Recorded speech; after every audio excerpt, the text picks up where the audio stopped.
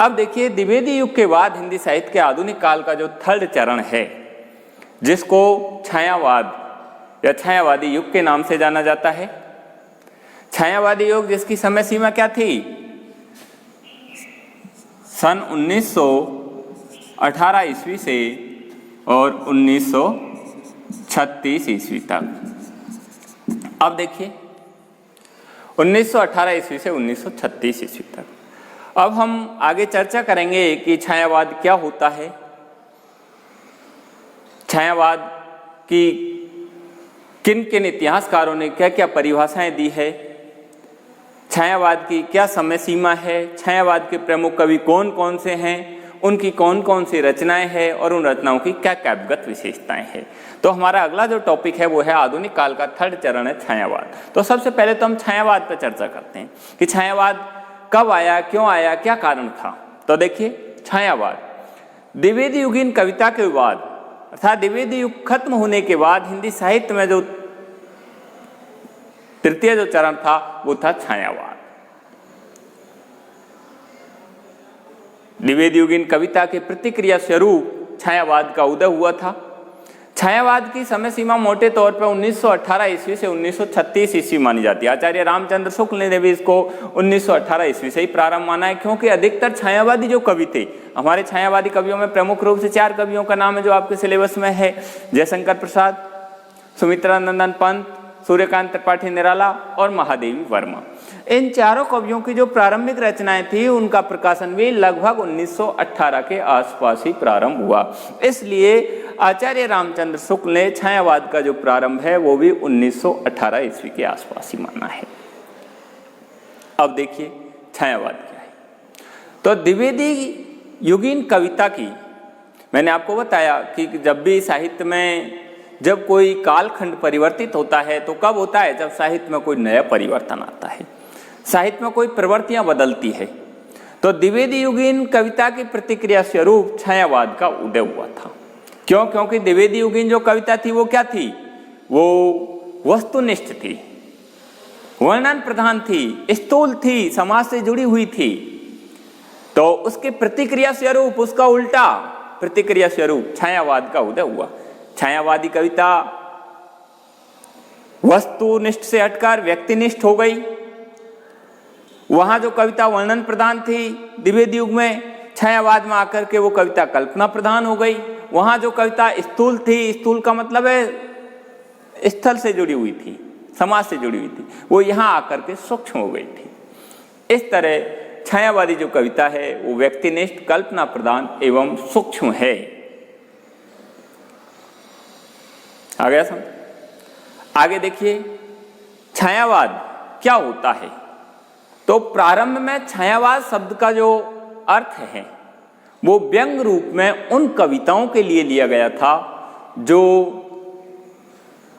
जिनका अर्थ कहीं और पड़ता था। आ गया समझ? अर्थात छायावादी कविता का व्यंग रूप में उन कविताओं के लिए अर्थ लिया जाता था जिनका अर्थ कुछ और निकलता था। और निकलने का मतलब क्या हुआ? और निकलने का मतलब था कि जिसमें कहा कुछ और जाता था और जिसमें अर्थ कुछ और होता था। आपने देखा होगा, आपने हिंदी में व्याकरण में पढ़ा होगा कि शब्द जो होता है उसमें 3 तरह की अर्थ प्रकट करने की शक्ति होती है।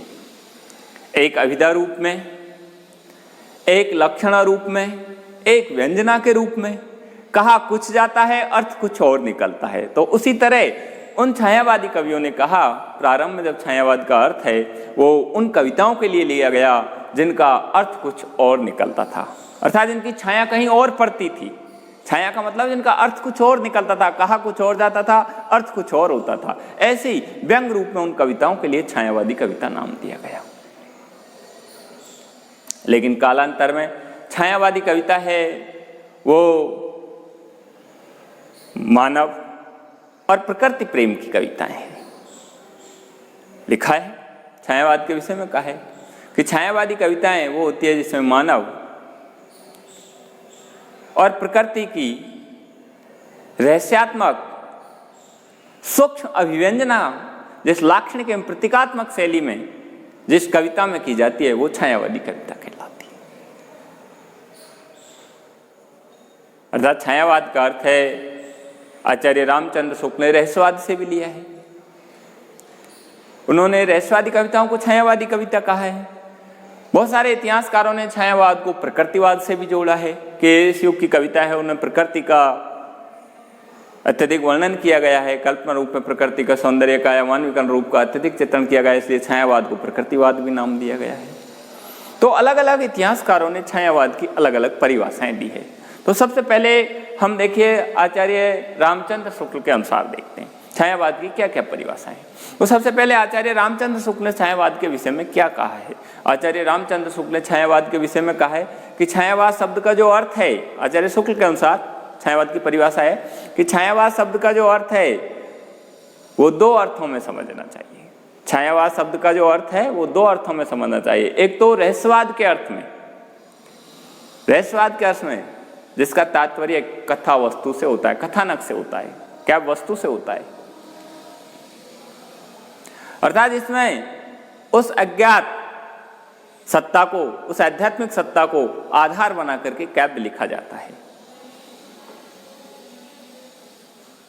तो एक अर्थ तो उन्होंने उस अज्ञात सत्ता को लेकर के, उस अनंत सौंदर्य को लेकर के, उस आध्यात्मिक भान को लेकर के छायावाद का अर्थ माना। और दूसरे अर्थ में उन्होंने कहा कि दूसरे अर्थ में छायावाद का अर्थ है वो काव्य शैली या पद्धति से लिया गया है। ये उन्होंने छायावाद की परिभाषा दी है। जयशंकर प्रसाद से पूछा तो जयशंकर प्रसाद ने भी छायावाद की परिभाषा देते हुए कहा, जयशंकर प्रसाद ने क्या कहा, जब वेदना के आधार पर स्वानुभूतिमयी अभिव्यक्ति होने लगी, जब वेदना के आधार पर काव्य में स्वानुभूतिमयी अभिव्यक्ति होने लगी तो उन कविताओं को छायावादी कविता के नाम से जाना गया। ये आचार्य जयशंकर प्रसाद जी ने कहा छायावाद की परिभाषा देते हुए। डॉक्टर रामकुमार वर्मा से पूछा तो उन्होंने छायावाद की परिभाषा देते हुए क्या कहा, परमात्मा की छाया जब आत्मा में, आत्मा की छाया जब परमात्मा में पड़ने लगती है तो वह छायावाद की सृष्टि होती है। देखिए क्या कहा उन्होंने, कहा ध्यान रखना 1 नंबर का क्वेश्चन पूछा हुआ भी है ये कि डॉक्टर रामकुमार वर्मा के अनुसार छायावाद की क्या परिभाषा दी जाती है। अगर समझ तो पूछते हैं तो ध्यान रखना 1 नंबर क्वेश्चन पूछते हैं, परमात्मा की छाया जब आत्मा में और आत्मा की छाया जब परमात्मा में पड़ने लगती है तब छायावाद की सृष्टि होती है। ये डॉक्टर रामकुमार वर्मा ने कहा, अर्थात इन्होंने भी छायावाद को अधिकतर आध्यात्मिक भावनाओं से जोड़ा। डॉक्टर नगेंद्र से पूछा तो डॉक्टर नगेंद्र ने भी छायावाद की परिभाषा देते हुए क्या कहा, उन्होंने कहा छायावाद स्थूल के प्रति सूक्ष्म का विद्रोह है। स्थूल के प्रति सूक्ष्म का विद्रोह है। स्थूल क्या होता है, स्थूल का मतलब होता है जो इस स्थल पर विराजमान है उसको हटाओ, उसका विरोध करो और उसके हटा करके उसके स्थान पर सूक्ष्म वस्तु को लाओ। अब स्थूल सूक्ष्म, स्थूल का मतलब होता है जो हमें दिखाई देता है, जो इस स्थल पर भौतिक रूप में विराजमान है उसको कविता से हटाओ और उसके स्थान पर जो विराजमान नहीं है, जो हमारे मस्तिष्क के अंदर है, उसको कविता में स्थापित करो। ये उन्होंने डॉक्टर नगेंद्र ने कहा। अर्थात स्थूल के प्रति सूक्ष्म का विद्रोही छायावाद है। ये भी डॉक्टर नगेंद्र की परिभाषा है। ध्यान रखना 1 नंबर का क्वेश्चन इसको भी लेकर पूछा जाता है। महादेवी वर्मा से पूछा गया छायावाद की परिभाषा तो महादेवी वर्मा ने क्या कहा, उन्होंने कहा छायावाद प्रकृति के बीच जीवन का उद्गीत है। छायावाद प्रकृति के बीच जीवन का उद्गीत है जिसका मूल दर्शन सर्वात्मवाद है। ये उन्होंने छायावाद की परिभाषा देते हुए कहा महादेवी वर्मा ने। तो इस तरह अलग अलग इतिहासकारों ने अपने अपने ढंग से अलग अलग तरीके से छायावाद को परिभाषित किया। इन सभी परिभाषाओं के आधार पर छायावाद की जो सार्वभौमिक परिभाषा जो निकल करके आई, जो छायावाद का जो निचोड़ निकल करके आया वो ये था कि प्रेम, प्रकृति और मानव सौंदर्य की रहस्यात्मक, प्रेम, प्रकृति और मानव सौंदर्य के स्वानुभूतिमयी रहस्यात्मक सूक्ष्म अभिव्यंजना लाक्षणिक एवं प्रतीकात्मक शैली में जिस काव्य शैली में होती है वो छायावादी कविता कहलाती है। छायावाद की एक सार्वभौमिक परिभाषा है, ध्यान रखना, प्रेम, प्रकृति और मानव सौंदर्य की स्वानुभूतिमयी रहस्यात्मक सूक्ष्म अभिव्यंजना लाक्षणिक एवं प्रतीकात्मक शैली में जिस काव्य धारा में होती है वो काव्य धारा छायावादी काव्य धारा कहलाती है। अर्थात जिसमें प्रेम भी हो, प्रकृति सौंदर्य भी हो, मानव सौंदर्य भी हो और जिसमें उसके साथ साथ रहस्यात्मक उस आध्यात्मिक सत्ता का आभास भी हो, और वो भी कैसा, वेदनामयी, रहस्यात्मक अनुभूति की वेदनामयी अनुभूति हो, वो कविता छायावादी कविता कहलाती है। इस तरह छायावाद की ये सार्वभौमिक परिभाषा है। अब देखिए, मूल रूप से इस युग में अर्थात 1918 से 1936 ईस्वी तक, कहीं कहीं इतिहास ग्रंथों में 1938 ईस्वी भी मिल जाता है लगभग में, तो मैंने आपको बता ही रखा है कि साल 2 साल है वो किसी भी युग की जो प्रवृत्तियां हैं वो साल 2 साल आगे तक भी चलती रही। कुछ आने वाले युग की प्रवृत्तियां वो पहले से ही अगले युग में नजर आने लग गई, तो समथिंग में वो चलता रहता है। लेकिन इस युग में न केवल छायावाद ही कवि हुए, बल्कि छायावाद के साथ साथ अन्य विषयों को आधार बनाकर कविता लिखने वाले भी कवि हुए। तो 1918 से 1936 के बीच हमारे बीच प्रमुख रूप से 3 तरह की काव्य धाराओं को, 3 तरह की विशेषताओं को लेकर कवि हिंदी साहित्य में हुए। सबसे पहले थे शुद्ध छायावादी कवि। सबसे पहले थे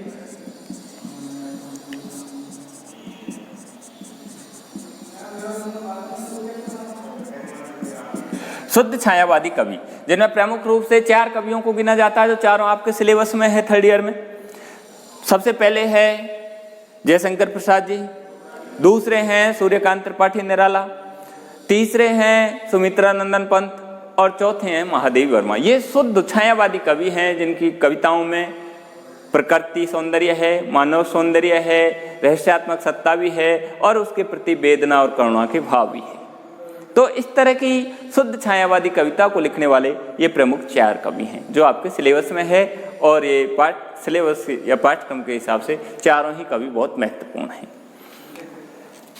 दूसरे इसी युग में जो कवि हुए थे छायावाद का, जिसको उत्तर समय माना जाता है, छायावादोत्तर समय माना जाता है, जिसको छायावादोत्तर का मतलब है जब छायावाद का अंतिम समय आ रहा था, अर्थात कहने का मतलब है लगभग 1934-35 से लेकर और 1938 तक 40 तक का लगभग का जो समय था, उसमें छायावादोत्तर काल जिसको कहा गया था। छायावाद का अंतिम समय जब आ रहा था तो कविता का जो विषय है वो धीरे धीरे बदलता गया, और उसमें हमारे जो छायावादी कवि है उन्होंने राष्ट्रीय सांस्कृतिक काव्य धारा को विषय बना लिया। राष्ट्रीय सांस्कृतिक काव्य धारा, देखिए पहले हो गए शुद्ध छायावादी कवि। दूसरे इसी युग में जो कवि हुए थे वो राष्ट्रीय सांस्कृतिक काव्य धारा के कवि, अर्थात जिन्होंने राष्ट्रीय भावनाओं को संस्कृति से जोड़ करके अपनी कविता में व्यक्त किया। ऐसे वो कवि भी इसी युग में हुए हैं। हालांकि आपके सिलेबस में नहीं है, लेकिन हमें इस चीज को जानना जरूरी है।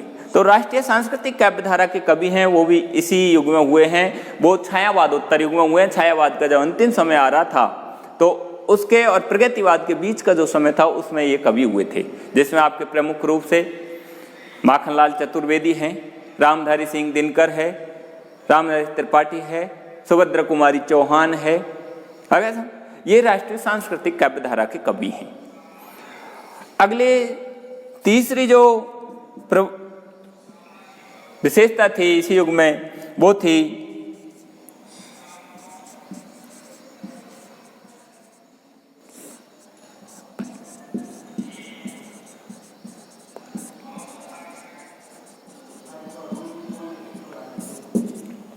प्रणय मूलक या प्रेम पूरक काव्य धारा। देखिए इसी युग में छायावादोत्तर युग में, अर्थात जब छायावाद का अंतिम समय आ रहा था उस समय इसमें एक तीसरी विषय को आधार बनाकर भी कविता लिखने वाले कवि हुए, और वो थे प्रणय मूलक है प्रेम परक काव्य धारा, प्रेम परक कविता लिखने वाले कवि, अर्थात जिन्होंने प्रेम और मस्ती को अपनी कविता का आधार बनाया। इन कवियों को हम प्रणय मूलक काव्य धारा के कवि कहते हैं जो छायावादोत्तर काल में हुए, जिसमें प्रमुख रूप से आपके है हरिवंश राय बच्चन। आपने पढ़ा होगा हरिवंश राय बच्चन की मधुशाला, मधुबाला, मधुकाव्य, मधुकलश, अगर सब में क्या है प्रेम और मस्ती का वर्णन है। तो इन कवियों को प्रणय मूलक या प्रेम और मस्ती के कवि के रूप में जाना जाता है। वो इसी युग में हुए जिसमें प्रमुख रूप से हरिवंश राय बच्चन, रामेश्वर शुक्ल अंचल और नरेंद्र शर्मा, इन कवियों को जाना जाता है। इस तरह से इस युग में अर्थात 1918 से 1936 के मध्य हमारे यहाँ इस तरह 3 तरह की विचारधाराओं को लेकर काव्य धारा लिखने वाले कवि हुए और ये तीनों कवि इस तरह से थे। धन्यवाद। इसके बाद की आगे की चर्चा अगले वीडियो में।